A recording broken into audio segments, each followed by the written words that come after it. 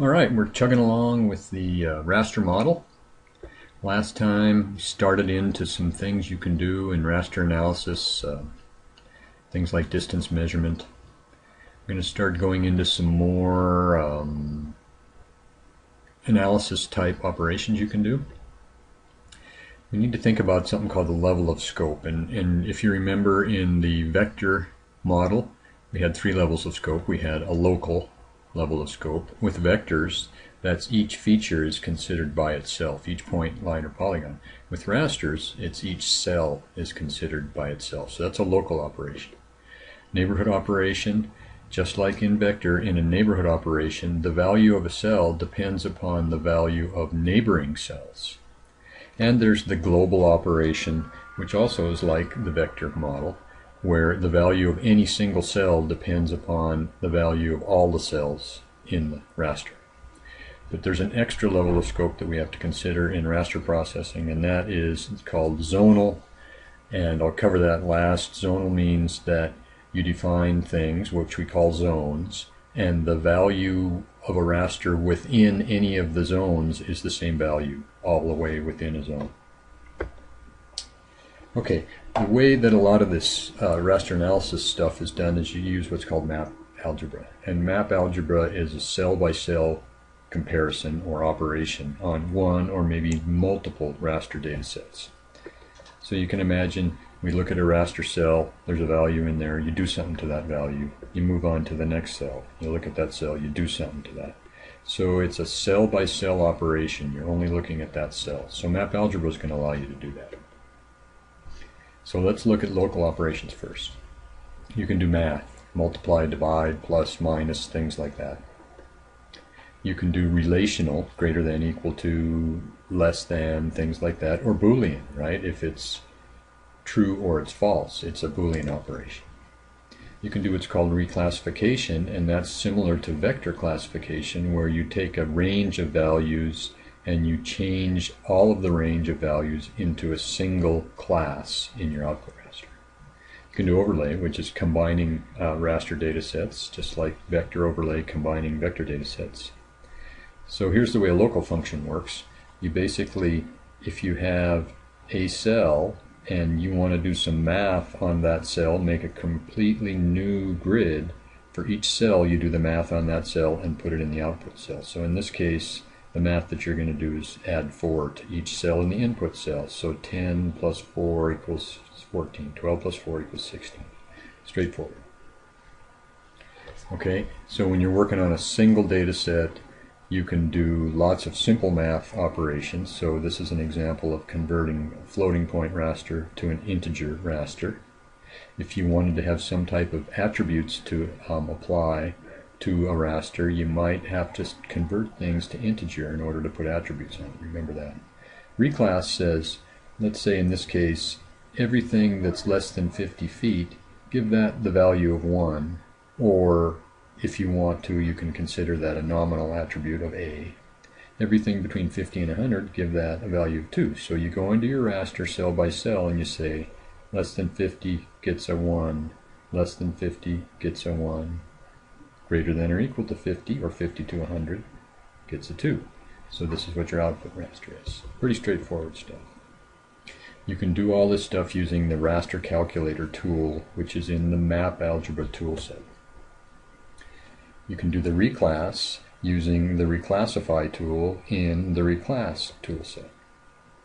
Okay, sometimes you want to combine multiple data sets, similar to doing overlays, but you can do more things in raster than you can do in vector, and so that makes one of the things that makes raster more powerful. So in this case, we have some simple math operations. We have 3 data sets. We can do the minimum on all 3 of these data sets, and cell by cell, here's a 20, a 22, and a 24. The minimum of those 3 cells is a 20, so that's what the output data set gets. Notice, whenever there's no data in any of the input data sets, there's going to be no data in the output data sets. Here's some more, a summation. This you can imagine as if you were to calculate some type of an index that evaluated different data sets and gave them a value based upon individual cell values and combined those into an overall index. Here we just add them up. 3 plus 3 plus 3 equals 9. 2 plus 2 plus 3 equals 7. Cell by cell, you do the summation.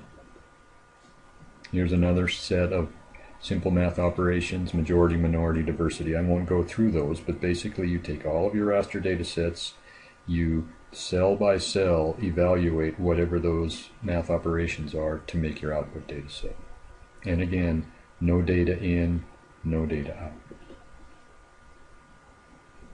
This is another example that illustrates that no data thing. We have 2 no data cells in our first data set. We're going to have 2 no data cells in our last data set, regardless of what's in the second data set. In our second data set, we have no data here. In the output, we're going to have no data there. So basically, no data in is no data out. One of the issues you need to think about with raster is when you have multiple data sets that you're combining, how does the cell size compare between the data sets? So if we have smaller cells in one data set and larger cells in the other data set, how are we going to deal with that? And I'll talk a little bit about this later. It's going to be called something called resampling, but we need to take into account the fact that sometimes our data sets don't have the same cell size. Sometimes our data sets maybe don't have the same projection or the same orientation. So in this case, we have different cell sizes and a different orientation between the 2 data sets. We could just have large cells in this data set and large cells in this data set, but still we would have an orientation issue. So how are we going to deal with overlaying or combining data sets when we have pieces of cells and different orientations? That's a resampling issue I'll talk about later. Okay, so these are some of the ones you can do with multiple data sets, and there's a whole bunch of tools out there that you can do to do a lot of these things. You can also use what's the raster calculator to do a lot of these things. So sometimes there's a tool that you can actually use the raster calculator to do, or just use the tool. These are the multiple data set ones. One of the things you should probably get good at is going into the help system and looking at what's available and looking at the explanation of what that tool will do, because there's a lot of them, and unless you remember them all and you have really good memory, you might need to access the help system to figure it out. Here's an example of the sum, right? It's going to take cell statistics. We have 3 rasters, and the statistic it's going to calculate is the sum. So it's basically going to add up 1, 0, no data, no data. Over here, 0 plus 0 plus 0 is 0. Here, 2, 2, 3, add them up, 7. So the statistic you're going to get out of this is a sum. How about combine? Combine is one where it takes your input rasters and it provides a new output raster that has a different value for each unique combination of inputs. So in this case we have a 1 in this raster and a 0 in this raster. That gets to be value number 1 in the output. We also have a 1 here and a 0 here. So it turns out there's 2 cells in our output that have a 1 in raster 1 and a 0 in raster 2.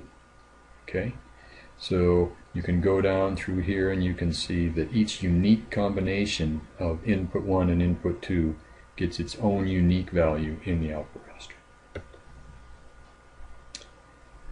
Here's one that does frequency. So we're looking for the value 2 in our input rasters. If I look in this cell, I don't see any 2's in my input raster. If I look in this cell, I see there's 1 number 2, there's 2 number 2's, 2 number 2's, equal to frequency. You can do less than frequency, greater than frequency. Highest position and lowest position, these are all pretty straightforward, but you kind of got to think about it, and all of this comes from an analysis where you're really looking at what is the data that are in my rasters and what do I want my output raster to be. Popularity and rank, those are going to tell you based upon your popularity or your value rank. Your output raster is going to tell you which ones of these are the values that are most popular or rank in a certain area. So you can do a lot of these with the raster calculator. This is what the raster calculator looks like. So in this example, you can pick your data sets from what's in the table of contents of ArcMap. You have mathematical operators here that can use numbers and operators that are mathematical. You have a bunch of Boolean operators in here. You can pick other operators in here that are mathematical or conditional. You build an equation in here, click OK, and it does the calculation. So here's an example where I'm taking the maximum temperature and the minimum temperature, I'm adding them up and dividing them by 2, so that's going to give me the average temperature. My output, that'll be called this, will be the average temperature. Okay? I could also do cell statistics. I could run the cell statistics tool having, in this case, 3 different rasters and say calculate the average, and it'll give me the average by calculating the average. So I can use the tool, I can use the calculator to do the same thing. You can also tell the calculator to use a tool. So here you're telling the calculator use the cell statistics tool to calculate the mean of this raster and this raster. So basically you can do it multiple ways with the raster calculator or just use the tool. Okay, there are these relational or Boolean operations. That's kind of this part of the keypad which is in here. And there are some other ones that you can pick from your list. But these are the numerics, relational, and Boolean. Here's an example. We have an input raster that's the slope, the steepness of the terrain, and we're going to say every place where the slope is greater than 15, we're going to make the output raster have a true, and a true is going to be considered 1. A false is going to be considered 0. So everything that's greater than 15 in your input raster is going to get a 1. Everything that's less than 15 is going to get a 0. So that's what this relational example will give you. Okay, reclass, it's just like reclassing in vector, but there are a bunch of ways you can do it. You can basically say take an old value in my input raster or range of values and give it a new value. So if it's a 1 in the input, I can give it a 2. Or if it's between 1 and 5, I can give it a 2. So you can do ranges or values. Slice is like classifying. You can use a file to assign the table or the difference between input and output, or you can use a table, old to new. Or you can use an attribute of the input raster. So you can use one of the other features of the input raster. So there's a lot of ways to do reclass. Reclass is one of the most common raster analysis methods that you'll do. Something called a mask, and what a mask does is instead of giving you a 1 and a 0 like a simple operation would, it gives you a value if it's true and it gives you no data if it's false. So in this case, I'm going to use my input raster and I'm going to say if slope is less than 15, assign a value of 100. And if it's greater than or equal to 15, it's going to be no data.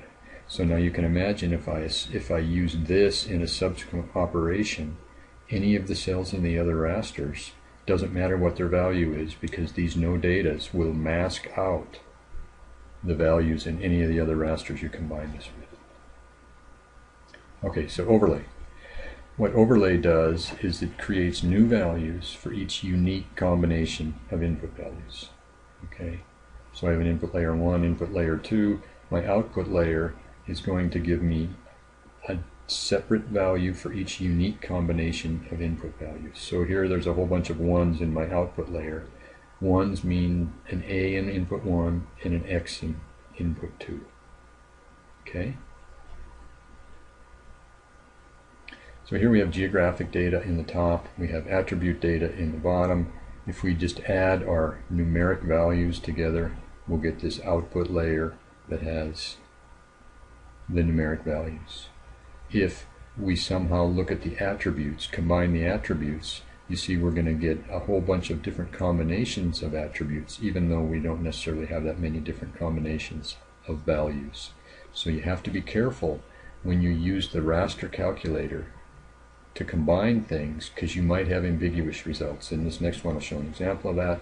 Here we have input 1 and input 2. We're going to add them together, let's say using the raster calculator. So here we have a 3, here we have an 11, that's a 14. There's also a cell that has a 2 and a 12 that are 14. So both of these in my output numeric value are going to be 14, but you can see that they're different combinations of our input rasters. So you're going to lose that information if you use the raster calculator versus an overlay operation. Okay, that's quite a few things. There's a lot of tools out there. There's a lot of operations you can do. Again, the key is thinking about what it is your analysis is trying to get to and to get at, and find the operation that will give you the thing it is you need. So next time I'll go on to more raster analysis. We still need to talk about neighborhood and zonal and global analysis operations you can do. So that'll start next time.